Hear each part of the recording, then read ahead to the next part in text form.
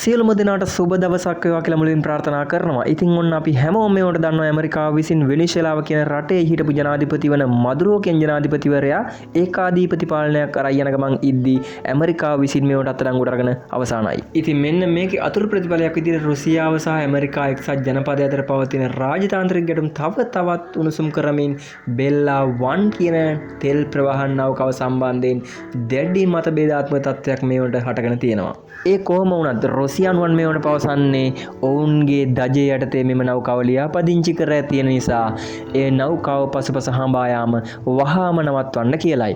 ඒ කොහොම වුණත් ඇමරිකානු බලධාරීන් විසින් පවසන්නේ මුලින්ම ඔවුන් මෙම නෞකාව අත්අඩංගුවට ගැනීමට උත්සාහ කිරීමේදී රුසියාවේ දජයක් මෙම නෞකාවේ නොතිබූ බවයි.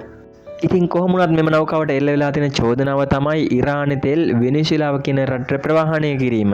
ඉතින් කොහොම වුණත් රුසියානුවන් පවසන්නේ ඔවුන්ගේ දජයක් යටතේ ලියාපදිංචි කරලා තියෙන නෞකාවකට අත තැබීම ඇමරිකානුවන් විසින් කරන්නේ ඔවුන්ගේ රටේ ස්වෛරීභාවයට කරන හානියක් විදිහටයි. ඉතින් ඇමරිකානු බලධාරීනොත් මෙම මතය ප්‍රතික්ෂේප කරමින් ඔවුන් පවසන්නේ ඔවුන් මුලින්ම මෙම නෞකාව අත්අඩංගුවට ගැනීමට උත්සාහ කිරීමේදී කිසිදු රටක රටවල් දෙකම ඉන්නේ තම තමන්ගේ මතවල ඇමරිකානු බලධාරීන් පවසන්නේ ඔවුන්ගේ සම්බාධක බලාත්මක කිරීම ඔවුන්ගේ අයිතියක් කියලා.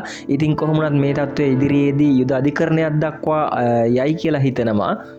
මොන රටට මොන දේ වුණත් අපේ පුංචි ලංකාවට ලොකු බලපෑමක් වෙනවනේ. ඉතින් මෙන්න මේ තත්ත්වෙදිත් අපේ ලංකාවට තියෙන බලපෑම තමයි බොර තෙල් වල මිල ඉතා වේගයෙන් ඉහළ යමින් පවතින බව තමයි විදේශීය ආරංචි මාර්ග හරහා දැනගන්න තියෙන්නේ.